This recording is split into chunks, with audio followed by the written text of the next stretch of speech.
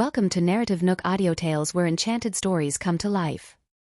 If you enjoy our stories, please subscribe, like and share to support our channel. Enjoy listening.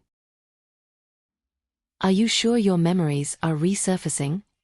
Jared asked, surprised Nicole did not have a headache. I think so. Nicole nodded. She was confident the man she saw in her dream was Jared. But your head didn't hurt this time, Jared pointed out. He stared at Nicole closely, realizing she was fine. Stunned for a moment, Nicole realized she finally saw the face in the dream.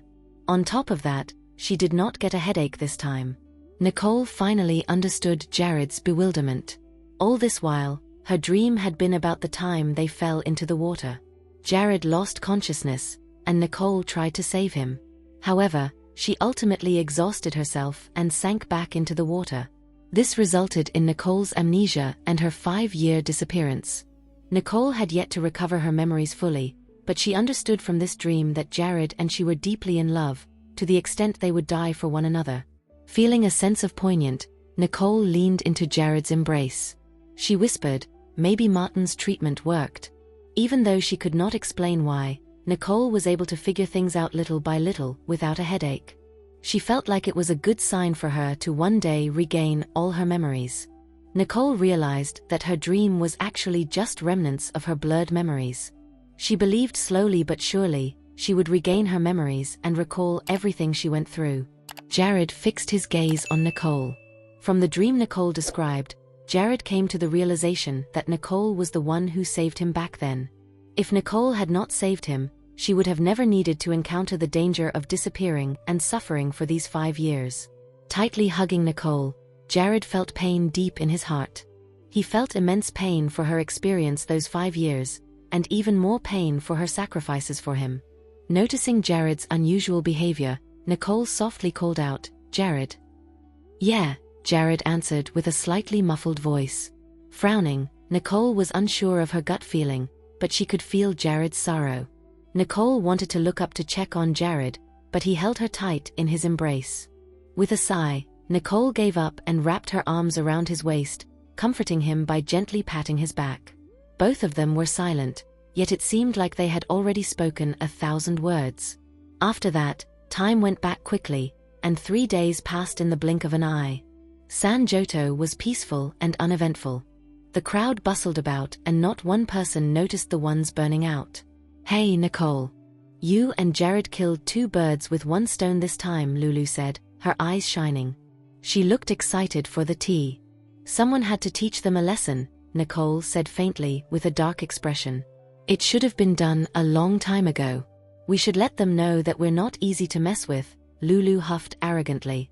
"Or else, their enemies would think they were an easy target and keep causing trouble for them." Nicole looked at Lulu and asked, "How are things on your end?" "Don't sweat it. Someone has been keeping an eye on it all the time," Lulu said seriously. She knew Nicole had given her an important task, so she remained vigilant and attentive. "All right. There should be results soon," Nicole hinted. "Are you saying?" "No way. Is he really that bold?" Lulu was a little surprised. She always believed things would only come to an end before they had an outcome. James always had sky-high dreams. If this works out, it'd only be natural for his greed to grow bigger. Nicole believed James would take the risk this time.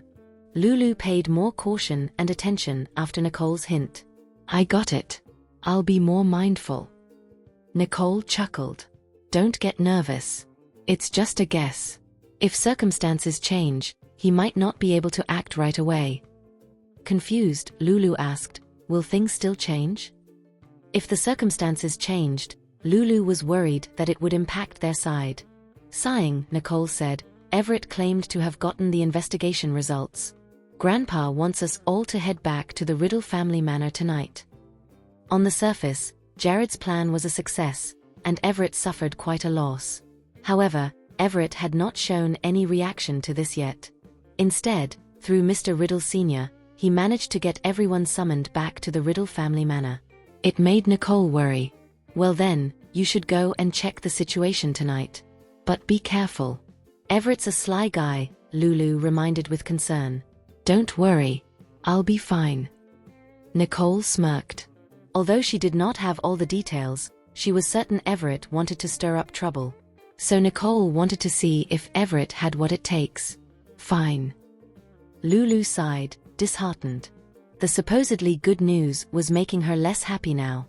Nicole reassured her with a slight smile. Don't worry. If Everett had any plans in mind, it'd be against Dill Corp. He's no match for us for the time being. It's not easy to have a chance to crack down on Everett. Yet he managed to seize a chance to counterattack. Just thinking about it makes me angry. Lulu sighed glumly. All right now, it's not worth it to get angry over him. Run along. I'll text you tomorrow, or you could come with Spencer today, Nicole said meaningfully, raising her eyebrow. Lulu shook her head. No thanks. I'd rather not. Who am I to attend a family gathering? You are family, Nicole teased. I'll pass. Even though I'm Spencer's fiancée, I don't think I should get involved with the Riddle family's affairs. I'll just stay here to help you out, Lulu insisted. Not merely because she had not yet wed Spencer. Even if she did, she believed it would be best to stay out of these matters. Oh, fine then. Forget it, if you don't want to. Nicole chuckled and shook her head. Lulu was too anxious in Nicole's opinion, but she understood her feelings. Well, I'll be waiting for your news tomorrow. I'll get going then. Lulu left Nicole's office and breathed a sigh of relief.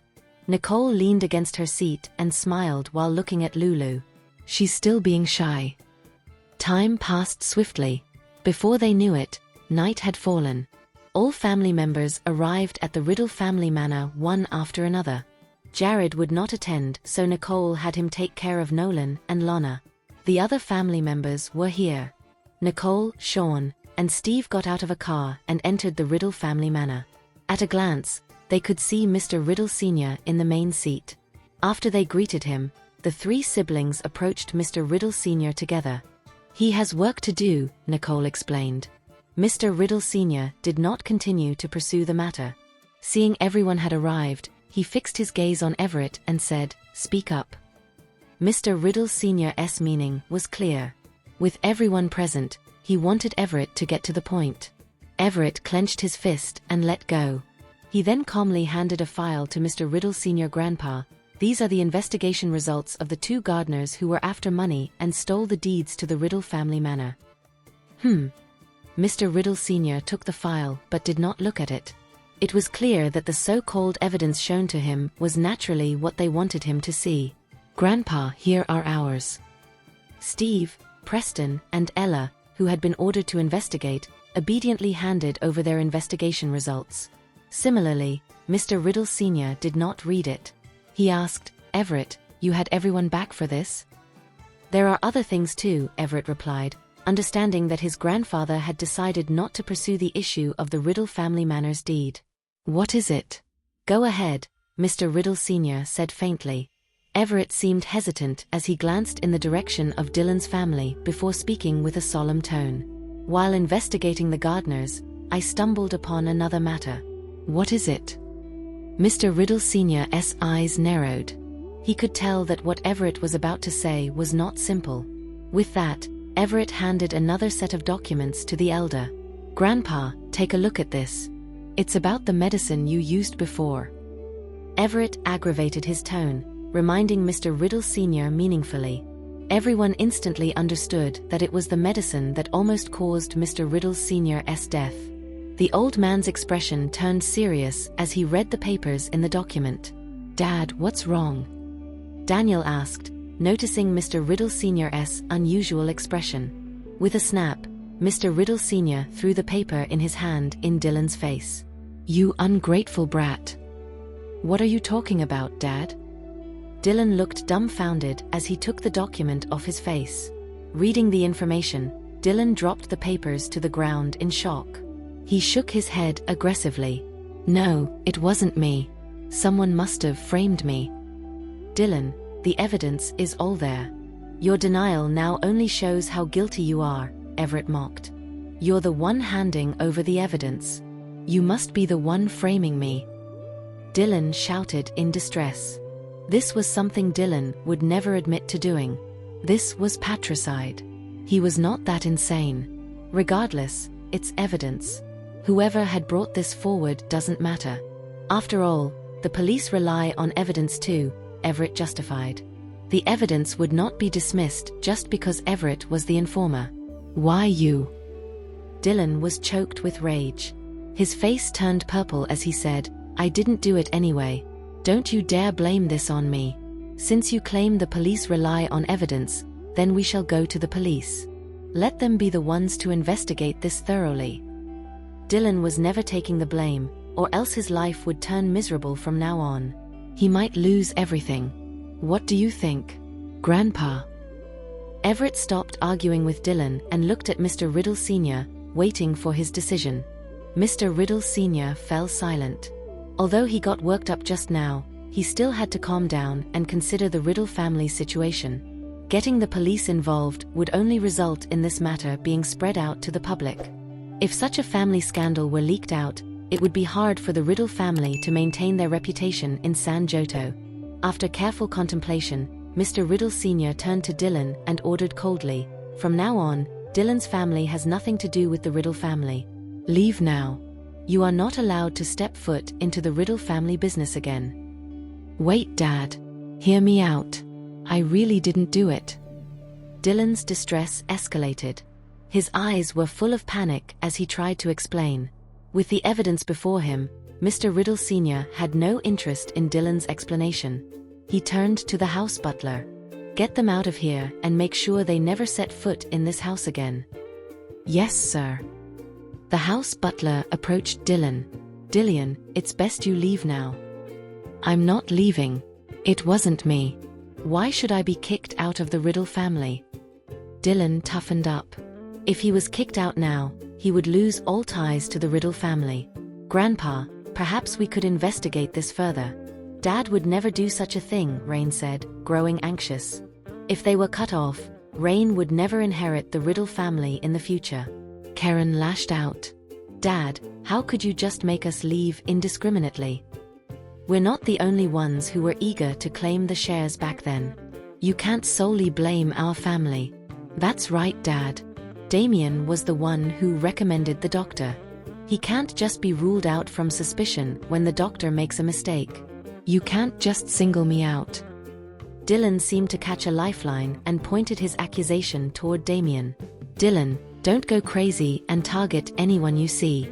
The evidence points to you, so why are you accusing me now? Damien immediately defended. His frustration made his face pale. How would I know if you tampered with evidence? With evidence like this, I could just as easily claim you did it. Dylan threw caution to the wind. He was not going to let anyone off easily. Dad, why don't we get the police involved? That'll make him concede defeat, Damien said with impatience. The situation seemed like Dylan was losing his mind now. Damien did not want to continue arguing and play Dylan's games. Enough with this. Alfred, continue what you were doing, Mr. Riddle Sr. said, his voice growing more authoritative. Yes, sir. The house butler understood this was Mr. Riddle Sr.'s final order. The house butler approached Dylan, his voice stern. Dylan, Mr. Riddle Sr. is trying to preserve both your dignity and the Riddle family. If this becomes public knowledge, it damages both your family and the Riddle family. So, I advise you to take your leave now. The house butler's words sounded like a suggestion, but he carried an implicit threat. Dylan was not clueless, he could easily discern it. Mr. Riddle Sr. wanted to cut ties with Dylan's family now and wanted them gone. If Dylan continued to make a fuss, there was a good chance things would end worse than this. Gritting his teeth, Dylan stood up and said, I'll prove my innocence. After saying this, Dylan left with big strides. Sighing, Karen had no choice but to follow. Rain was reluctant to leave. She exchanged glances with James, not sure what they should do. Grandpa, take care of yourself. We'll take our leave first. James pulled Rain to her feet and excused himself. Preston saw his family leave and prepared to leave as well. He was, after all, a part of the family, and there was no reason for him to stay behind. He also did not want to incur Mr. Riddle Sr.'s wrath. As Dylan's family gradually left, Mr. Riddle Sr.'s expression turned somber. He fixed his gaze on the entrance hall, lost in his thoughts. Meanwhile, Karen exasperatedly pulled Dylan outside. How could you just leave? Isn't it as good as admitting you did it? So what if I denied it? Isn't it obvious that I fell into their trap? Dylan hit the ceiling. Dad, you're saying that Everett forged the evidence? He's too shady. Rain gritted her teeth. The battle between the heirs of the Riddle family had yet to be determined, yet she was kicked out of the running just like that. It was clear that Rain was infuriated. The fact that Dad believed them so easily. He really is biased, Karen complained. Seeing the family's disgruntled expressions, James advised, we still have a shot. What do you mean? Karen frowned. Grandpa said he would cut off ties with us. But he didn't say he would take back Dillcorp. He didn't burn the bridge. As long as we operate the company well, we could secretly find Everett's faults. When the time comes, we'll be able to turn the tables on him, James explained. You're right. Dillian nodded, satisfied. This was why he was willing to leave just now. Dillcorp was still in their hands. Dillian was convinced Mr. Riddle Sr. would take back Dillcorp if he continued to make a fuss. It would be utter defeat if that happened. No wonder you asked me to leave. Rain breathed a sigh of relief. She was all right as long as things did not turn out to be a complete failure. Besides, Everett lost out to us this time, so we're not exactly defeated. His days won't be any better than ours, James added. He must be pissed off to get back at us after he suffered big time. Rain clenched her teeth in frustration. Everett was indeed a sinister person. Well, that's likely the reason, Dillian agreed. Everett did not want his dirty deeds to be exposed, so he stuck preemptively, trying to frame him.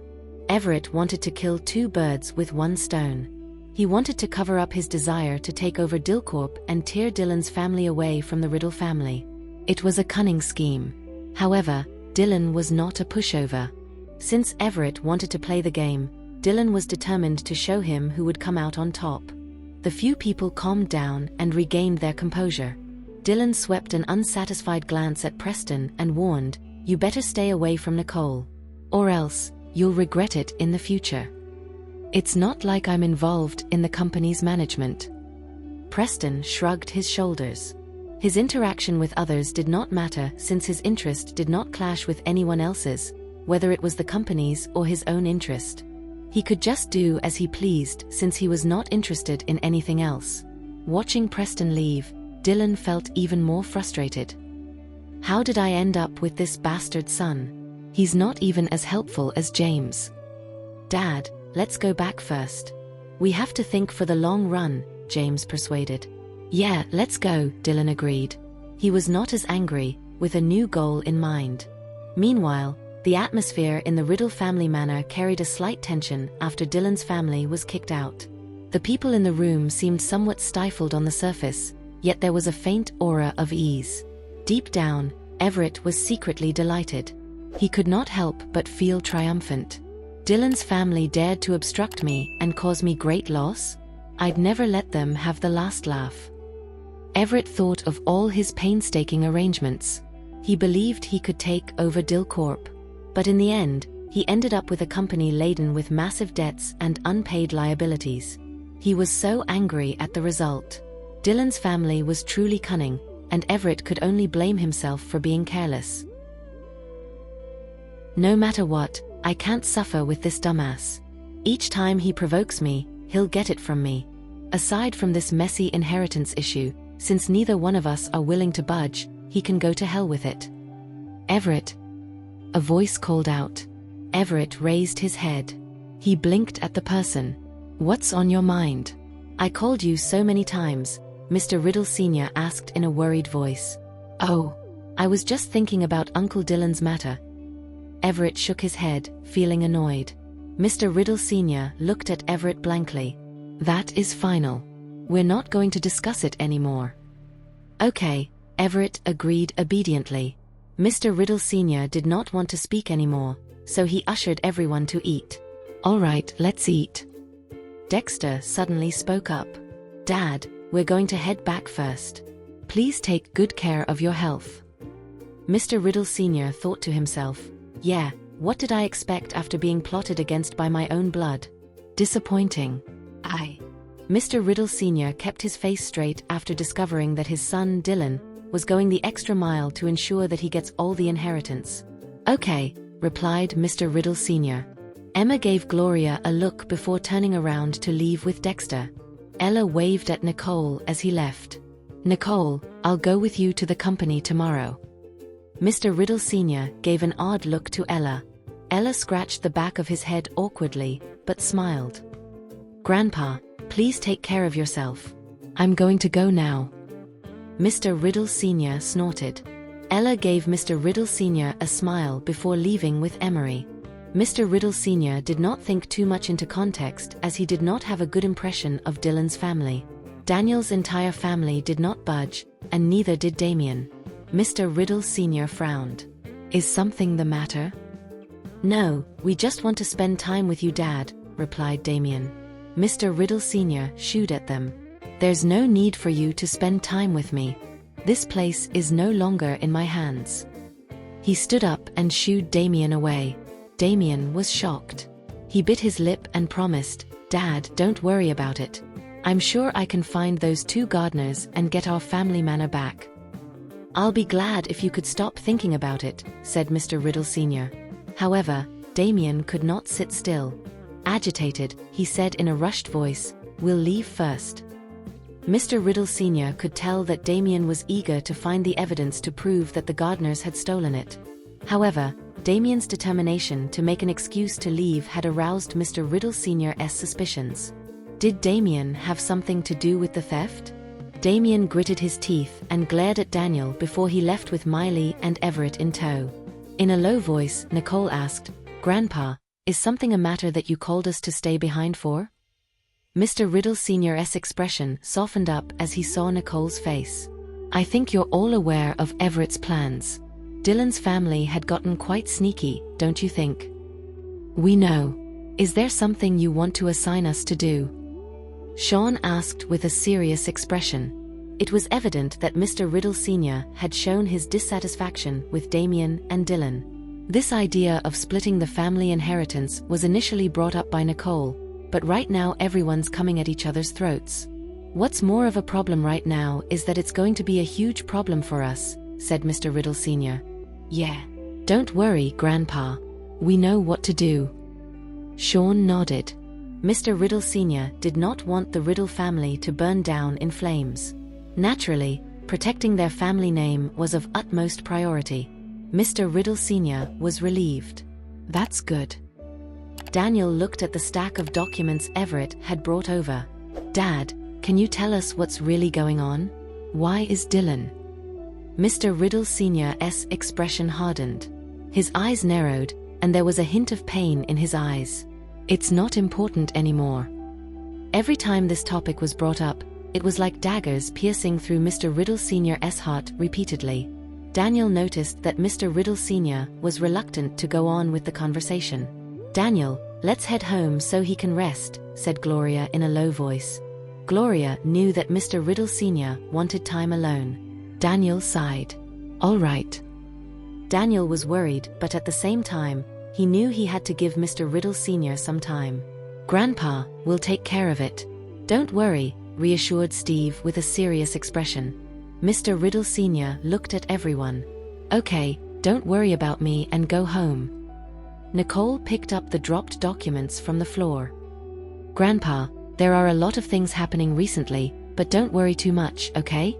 They're heading in a good direction. You have to take care of yourself. Mr. Riddle Sr. nodded with a warm smile. I will. After Daniel and his family left the family manor, the living room immediately fell silent. Mr. Riddle Sr. sighed. Sir, the results are quite hard for us to accept, but it's fruitful. Alfred handed Mr. Riddle Sr. a cup of tea. If it weren't for Nicole, it would be hard for me to decide the future of our family, said Mr. Riddle Sr. with a pained expression. Yeah, Nicole indeed is a capable young lady and a blessing to the Riddle family, Alfred said in admiration. Mr. Riddle Sr.'s eyes softened as he thought about Nicole. Enough said. There are 4 houses that'll be in the inheritance. Hopefully there won't be any problems. Yes, plus Sean is becoming more and more like a leader, Alfred added. Alfred knew Mr. Riddle Sr. wanted Nicole to take over the family business, but Nicole wanted Sean to take over instead. Mr. Riddle Sr. had no choice but to give in to Nicole's wishes after considering that Sean was capable for the role and position. Mr. Riddle Sr. took 2 sips from his tea before standing up. "I'm going to rest for a while." Mr. Riddle Sr. felt relieved. "I'm glad all these matters are now solved. I don't have to worry anymore about these unfilial brats. With Dexter's family all sorted, the future of our family will be at peace." "Sir, let me help you," Alfred offered, noticing that Mr. Riddle Sr. was deep in his thoughts. Meanwhile, in the gardens of the family manor. "Nicole, what are you doing with the evidence?" Stanley asked with a hint of doubt in his voice. Suddenly, everyone turned to stare at Nicole's actions. "Let's go back and take a look," Nicole said casually. She did not share with anyone that she was about to start a new investigation. "This incident kind of hit too close to home for Grandpa," said Spencer, sighing. He sympathized with Mr. Riddle Sr. Her voice serious, Gloria pointed out, "Our family has really had its fair share of problems recently, but I hope that when you babies get married, everyone's able to have a good time. With the Riddle family affairs, everyone needed time off to wind down. Come to think of it, the wedding is near." "It's less than a month away," said Daniel. Gloria's face brightened at the mention of her son's wedding. Everyone climbed into the car as they chatted among one another. Sean called out to his sister, "Nicole, come with us."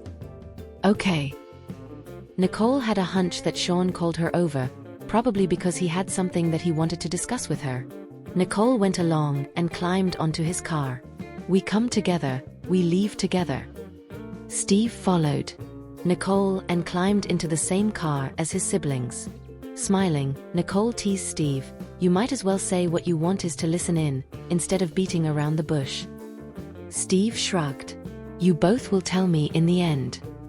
Steve knew that he would be involved sooner or later. "If they include me into their conversation, I might just be able to help out." The car started and Sean asked Nicole, "Do you think something's fishy about Everett's evidence?" Sean did not trust easily when he noticed Nicole mentioning she wanted to peek. He knew that Nicole had said it, so their parents did not worry. Nicole handed a document over to Sean. "Just take a look yourself. I just think this is way too clean." "You mean there's a possibility they forged this?"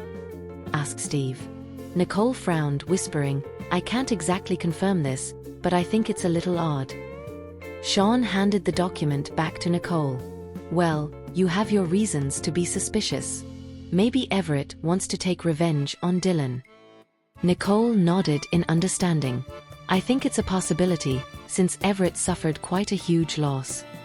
Everett did not dare mention this to Mr. Riddle Sr. as it was embarrassing. But that Everett could not escape when Mr. Riddle Sr. saw right through her. "I think Grandpa happened to know it was forged. Otherwise, why would he punish all of them?" Steve asked, a little puzzled. Nicole waved the document in her hand. "This could be our lead." Though they had the evidence in their hands, they could not help but raise their suspicion. Steve was confused. "But what does Grandpa mean?" Sean looked at Steve, with a calm expression. "Our family will get their peace once and for all." Mr. Riddle Sr. had not spoken a word, yet his actions to this had already explained everything. He was unsatisfied with the current situation the Riddle family were in. Nicole's proposal to divide the family inheritance was already an obvious move. The greed of everyone else had them not considering the company's management, only their own. It was clear that Mr. Riddle Sr. knew what was going on. "What Sean said is right. We have to keep it up," said Nicole with a smile. "For all the hard work they've done, they ought to have some mental support," thought Nicole. Sean shot Nicole a look. "So you didn't agree to inherit the entire fortune because you knew that something like this would happen?" "He was held accountable for all the things he did all by himself, I guess. So I can say he had quite a lot on his plate." Nicole waved the thought away. "I mean, they're the incompetent ones." It's our family inheritance. I don't see why they're making such a huge fuss about it just to ruin everything. True. Their stupidity and incompetence are incredible. Steve nodded. If they had worked harder, things wouldn't turn out like this. Sean glanced at Steve and Nicole. Yeah, all of them are incompetent.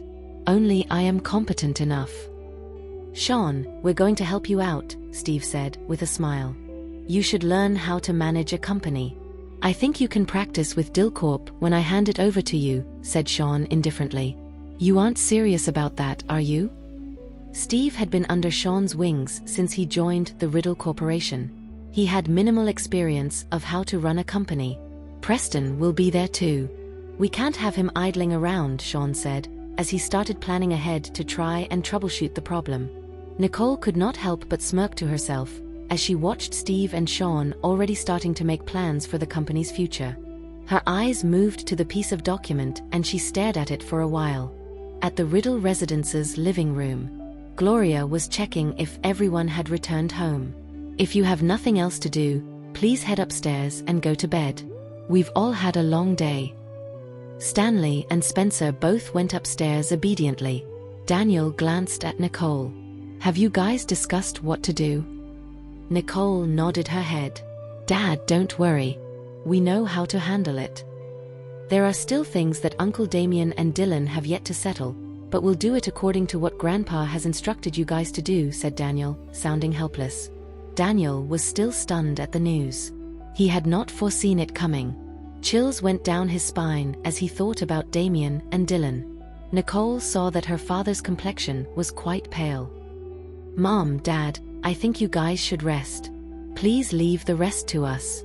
We'll take good care of it. Okay, Gloria immediately agreed, knowing that her husband had a rough day. She immediately helped him up the stairs. Nicole sighed and regained her composure before heading upstairs. The twins were already fast asleep. Nicole went into her room and saw that Jared was still awake, tapping away on his laptop. You're back. Jared closed his laptop as he saw Nicole enter the room. Yeah. Nicole stretched herself after she placed the file on their bedside table. She took a seat. Seeing how haggard Nicole was, Jared frowned. Is the situation too much for you to handle? Too much wouldn't be the right term. I could say it's too shocking. Nicole filled Jared in on the incident of how Everett had found evidence that tied Dylan to the poisoning of Mr. Riddle Sr. Jared took a glance at the document that was placed on their bedside table. Is it that? Yeah. Jared had a hunch that Nicole was not surprised by the incident at all. He nodded in response. Then, his eyes darkened as he spoke in a low voice. Do you suspect that the evidence had been tampered with? Nicole shrugged. I thought it was a bit strange to begin with, so I brought it home with me. Nicole could not determine if the evidence had been tampered with or not. However, the matter of poisoning Mr. Riddle Sr. could be between the two families, Damien and Dylan, noting how they were the most eager ones to split the shares. Those two are the most suspicious ones among the rest. I'll give this to Max, so he can start investigating, said Jared. No. I'll have Lulu get someone to dig out some evidence. Nicole felt indebted to Max. After all, Max was already a busy person, and she did not want to be a burden. Jared glanced at Nicole. Okay, but if you ever run into any problems, the first thing you do is inform me, alright? Jared knew that he can easily get someone to do errands like these. He wanted to ensure that someone would be there to help Nicole firsthand when she's met with difficulty. On the other hand, Nicole did not want Jared to worry about her. She immediately agreed, okay? You must be exhausted from being out and about the whole day. Come on, let's go to bed, said Jared. There was worry in his eyes. Nicole had just recovered from an injury not long ago. To Jared, Nicole's health was his top priority. He did not want her to overexert herself. Nicole tiredly snuggled up to Jared. She fell asleep soon after. The next day, the sun shone brightly, and Nicole had rested well. Meanwhile, Nolan and Lana did not see their mother yesterday. Both of them got up very early and barged into their parents' room. Mommy, we missed you so much. The twins engulfed Nicole with a hug. Nicole patted their heads softly. "Mommy will send you guys to kindergarten today. How does that sound?" Nolan and Lonna's eyes widened and lit up. "Really?" "Yes, of course." Nicole smiled and went downstairs with the two of them. Tia walked over to fetch the twins when Nicole interjected. "I'll send them today, Tia." Glancing at the twins, Tia smiled. "Okay. I assume they must be excited." "Thank you, Tia. You can go rest if you have nothing else to attend to," said Nicole. "All right then, if you'll excuse me. I'll go do some gardening in the backyard. Then I'll pick them up from kindergarten later," Tia said, as she turned around to leave. Stanley looked at Tia before turning to look in the other direction. Nicole sat the twins into their seats. She had a playful glint in her eyes. "Stanley, is something the matter?" Stanley replied curtly, "No." He looked away uncomfortably. A hint of guilt was on his face. Stanley could not shake off the questionable look on Nicole's face. Nicole did not press for any more answers. Instead, she took care of Nolan and Lonna's breakfast. After breakfast was over, Nicole and Jared took the twins to kindergarten. The twins were over the moon as their parents had not sent them to kindergarten in ages due to circumstances. The family of four chatted and laughed as they were on their way to kindergarten. Nicole was in awe as she saw her children's smiles. A pang of guilt hit her when she realized that for the twins' safety purposes, they could not be exposed to the public eye for the time being. Jared seemed to have understood Nicole's thoughts. He placed a hand over her shoulder and gave a gentle squeeze. The sudden worry and sadness overwhelmed her as she could not settle the matter sooner to give her children the life she had envisioned to give them. Soon they arrived at kindergarten. The twins bid their goodbyes to their parents with their backpacks on and walked into kindergarten. Thank you for listening. If you have enjoyed this story, please like and share so others can see it too. Also hit the subscription button and notification bell so you can be notified on our next release. Thank you for your support. God bless you.